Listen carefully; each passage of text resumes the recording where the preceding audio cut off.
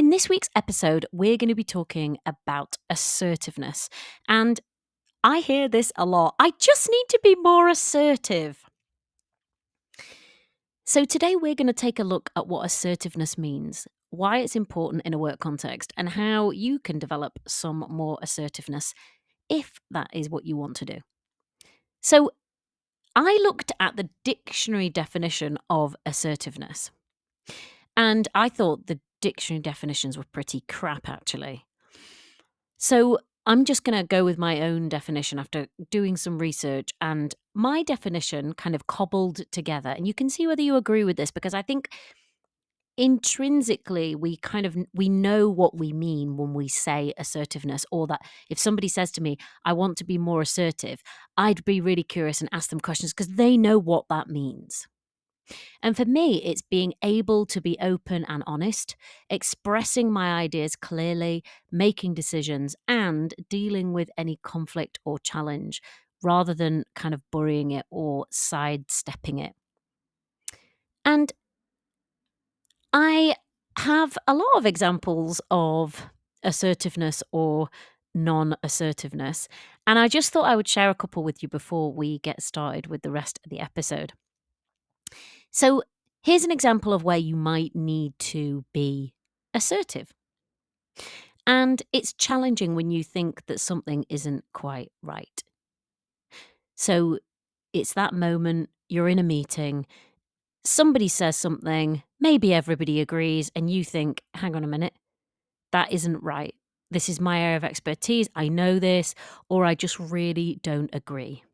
In that moment, if you were being assertive, you'd probably be open and honest, express your idea clearly, and then if there was any conflict or challenge, you deal with that rather than burying it or sidestepping it. The second example of where you might need to be assertive is when you get asked that question in a job interview, why should we give you this job? I think that a good answer in that case requires you to be assertive. You've got to be open and honest. You've got to express your ideas clearly. So you've got to tell them, this is me, this is who I am, this is what I can do, this is what I can do for you, and this is how I'm going to do it.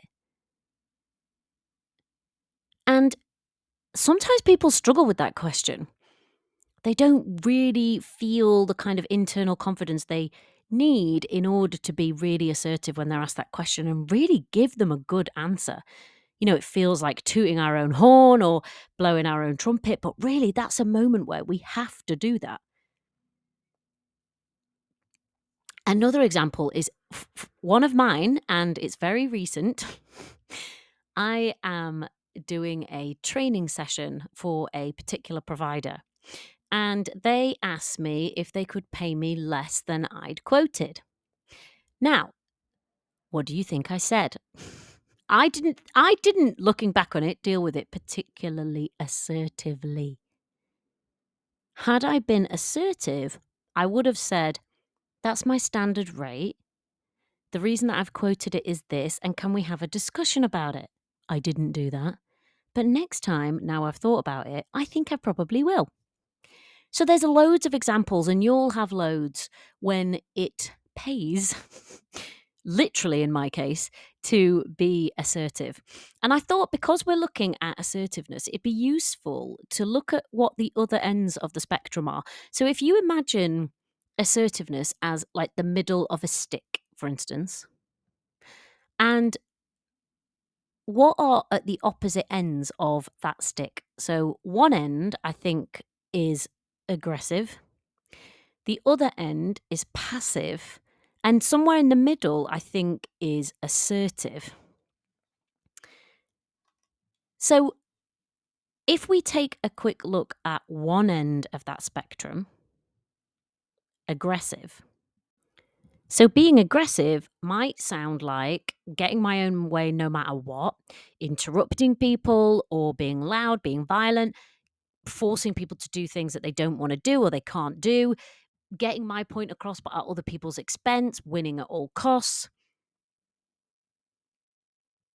And that might not be direct necessarily. That could also be indirect, right? It might be passive aggressive. I used to stare at the clock sometimes when I thought people were going on too long. That was aggressive, but it was passive aggressive, not active aggressive. So let's say that was one end of the stick, me staring at the clock when I thought somebody was waffling on for too long in meetings. I'm not proud of this, by the way, but I want to give you examples. And then if I think about what passive behavior would be, and that would be at the other end of the stick, that might be keeping quiet for fear of upsetting someone, avoiding any conflict, maybe saying yes when actually I mean no or not now. It might be failing to express your feeling or thinking about something. It might be being indecisive or trying to justify your actions. It might be apologizing. It could be sounding really vague about your ideas and what you want so that nobody really knows. And it might also mean that you do all of this while inwardly feeling annoyed or frustrated. And let's say in that meeting when I thought somebody was waffling on for too long, my passive behavior might have been to do absolutely nothing. It might have been to kind of withdraw from the conversation, like mentally be absent, be doing something else with my mind or my time, or sending someone an email, kind of checking out. So that's aggressive and passive, which seem like two other ends of this stick. But assertive is somewhere in the middle. So let's say I was being assertive in that scenario and somebody really was waffling on for too long. I might say, I think that if I understand your point, it's this. And we need to get through X, Y, and Z on our agenda. So is it okay if we wrap that conversation up here? Or something similar.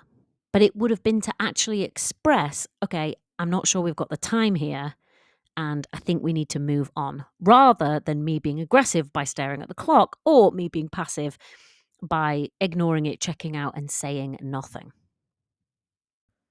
And here's another little example that I got from a women's development workbook by Willis and Daisley to show you passive aggressive and assertive.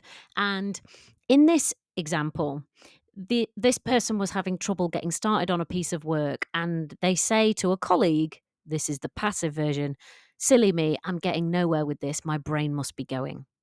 The aggressive version, I don't know whose stupid idea it was to do this anyway. I've always said this company was run by idiots. And assertive, Tracy, I know you're busy right now, but I'm really stuck on this and I could do with some help. When could you spare me 10 minutes today? Right? You hear the difference. So that is passive, aggressive, and assertive. And for some people, especially people who might not have been as assertive as they've wanted to be historically, being assertive might feel a bit aggressive because it might be more direct, it might mean expressing yourself clearly. And that can be tricky for people, especially when you're used to maybe being more passive. So, why might somebody struggle to be assertive? And if you're struggling to be as assertive as you would like, why might you be struggling? Well, there's a few different things that I've thought of, and the main one, and because obviously I talk about confidence and I'm a confidence coach, it may be that you're just not feeling very confident overall. And it's easier to be assertive, to be direct, to express your opinion and your ideas, share them clearly, make decisions when you're feeling more confident. So it may be that overall you just don't feel particularly confident. I know that I struggle to be as assertive as I might be when I am just before my period. You might find that too. I find like day 26, day 27, I'm more likely to be passive or aggressive than I am assertive.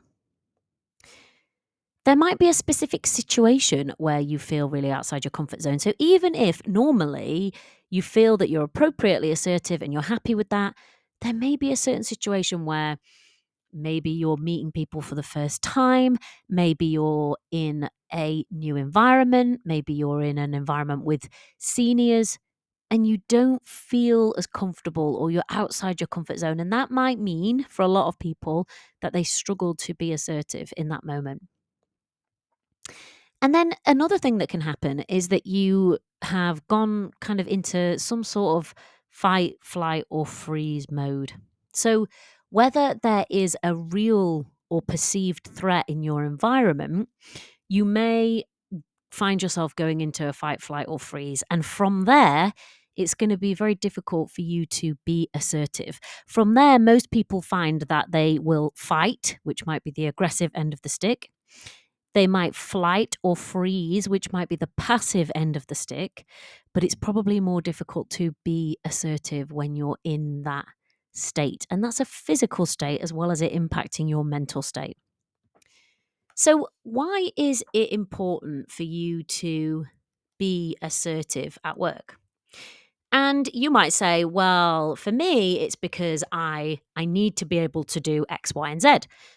But I had a thought about some of the reasons that it's a good idea to be able to be assertive at work when you want to be, because I think it helps you to be properly understood by the people around you, especially if you're able to be clear and direct and express your ideas. People are going to get where you're coming from and why. And then other people know where they are with you. So let's say I'm being really passive. Other people might not actually have a clue that inside I'm completely seething about this thing you've asked me to do. I might think you're fine with it, but actually you're really, really, really, really mad. But because you were acting so passive and just agreed to do the thing, I don't really know what's going on with you, and I don't know where you are. It may also mean that you give someone an unrealistic expectation if you're being particularly passive. So let's say I'm like, "Can you do this piece of work for me by Tuesday?" And you're like, "Yeah, I suppose so." But inside you're thinking, "Not a cat in hell's chance, mate. I'm not going to be able to give that to you for the next month." You might be setting up a false expectation. So I think, "Oh yeah, she's fine with it. Tuesday, great." But actually there's no way you're going to be able to give it me on Tuesday. I think being assertive gives you a better chance of getting what it is you want. Doesn't mean that it guarantees you getting you what you want. And I think that's a kind of caveat with assertiveness, which is in some situations you can be as assertive as you like. It does not mean that somebody is going to agree with your point of view or go with what you want. If I think of an example from my old work, I was doing a particularly big piece of work, and then I was asked also to do another particularly big piece of work on top of it. And the timescales were aligned for these two things. And I was very assertive about what I thought about that and whether or not I thought it was appropriate. I didn't. I didn't think I was the right person to do it. I didn't think it necessarily matched my skill set too well. And I also had this other like big strategic piece of work happening. So for all those reasons, I just did not think I was the right person to be doing it. I could say that as assertively as I wanted, but it was my boss's decision and he decided I was going to do it. Fine. He's the boss. Sometimes being assertive does not get you what you want. However, I still think it's useful because even if it doesn't resolve the situation in the way that you want, I think it leaves you feeling better that actually you stood up for what you thought and you directed it clearly and you communicated it and you actually said, I don't think this is a good idea and here's why. And also, that could be a bit of ass covering, right? And I think about this as a lawyer because we obviously used to do a lot of, was it ass covering? It was clearly recording risks, I would say, rather than ass covering. And that might be another thing where you really do need to be assertive. So let's say that a decision is being made in your organization and you can spot two potential risks to that decision being made.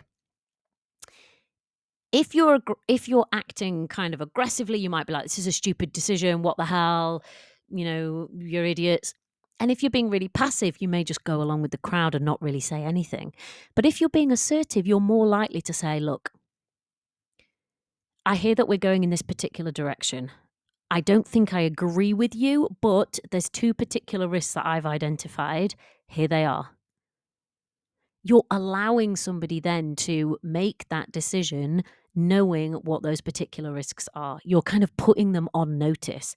That might be good for your business, but it may also be good for you. So you might have other reasons why you think it's important for you to be assertive at work. But I want us to take a bit of time to think about how to develop assertiveness. And when I'm looking at assertiveness with a client, there's different ways of looking at this. I would really want to know, what does assertive mean to you? So, what would you actually be doing or saying differently if you were being assertive in this particular situation? And I don't want it to just be like a vague or woolly thing. I want someone to actually give me a real life example, maybe of an instance where they felt like they weren't assertive. So maybe you can think back on that now. If you'd like to be more assertive and you think, maybe I'm not always doing that right now, can you tell me about the last time when you weren't assertive?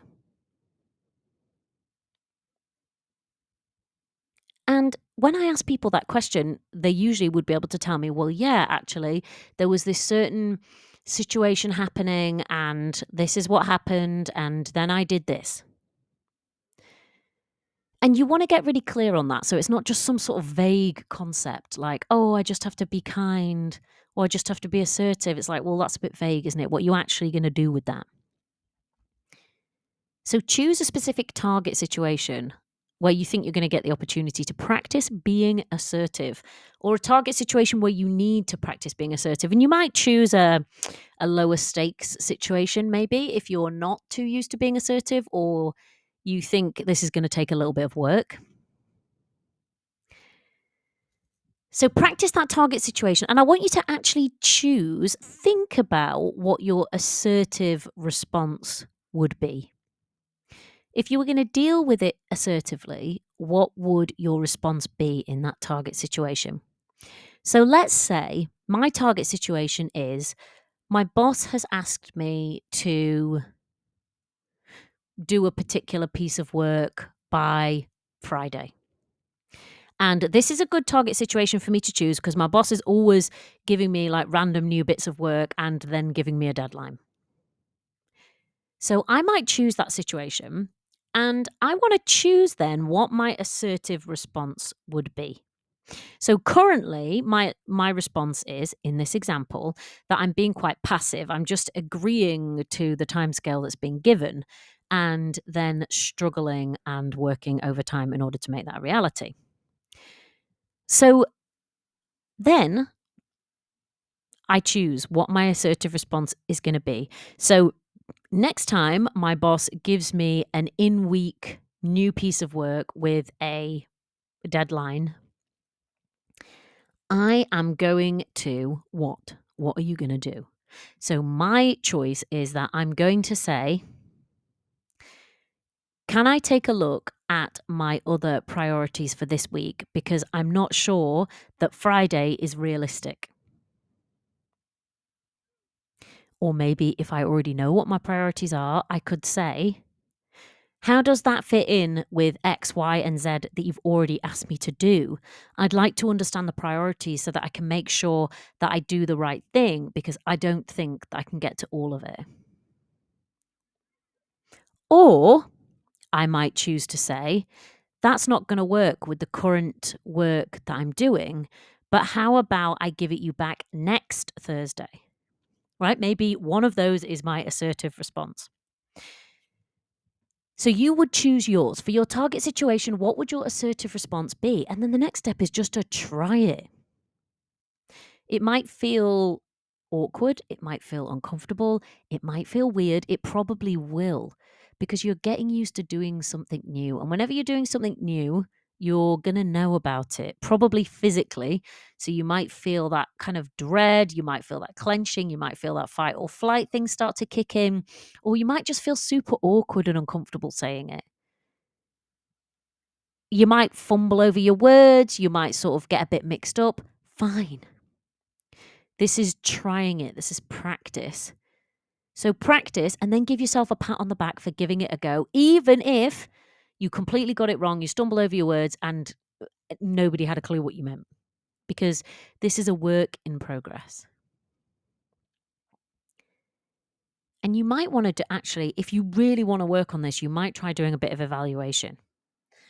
So let's say you were my coaching client. I would have you practice a specific situation, choose your response, and then I would want you to practice it, right? So if you're going to come back to the next session, I'm going to say, how did it go? And you might say, well, I did manage to say X, but I didn't manage to get out Y. And we'd say, great, you managed to say X. That's progress. So where are you going to go from here? What will you try next? Will you keep trying? Keep trying, keep noticing progress, keep seeing what's going well. Even if you fluff it and you fail, don't worry. Don't give yourself a hard time. Don't beat yourself up. Don't be aggressive with yourself. And maybe don't be completely passive either. But if you're going to be assertive with yourself, you'll be like, okay, I tried. Some of it worked, some of it didn't. And here's what I'm going to do differently next time. The next thing that I would recommend if you want to be more assertive at work is consider doing some holistic confidence work. So, the kind of work that I do with people is to look at what is currently happening, which is getting in the way of you feeling confident. And I have a set of habits and patterns which I organized into what I call a low confidence cycle. Now, if you're a regular listener to the podcast, you will be familiar with this and you'll know about it. But if you're not, a low confidence cycle basically is just a set of habits which you may be unconsciously adopting at work that are going to be making you feel less confident than you need to. And when you feel generally less confident than you need to or you want to, it's going to be harder for you to be assertive. Once you've done that holistic confidence work and you're now into what we call a high confidence cycle, it's going to be easier. You won't have to think much about being assertive because assertiveness will naturally flow when you're feeling more confident. And if you think about what confidence is, so trusting in yourself and your abilities, you're more likely, of course, to be assertive when you're trusting in yourself and your abilities. So try it. Maybe even let me know how it goes. And if you're thinking, yeah, I need to do some holistic confidence work and I would like to do that in 2024, I'm currently taking private coaching clients. I will leave a link in the show notes so that you can book a call with me. And on that call, what we'll do is look at your particular challenges.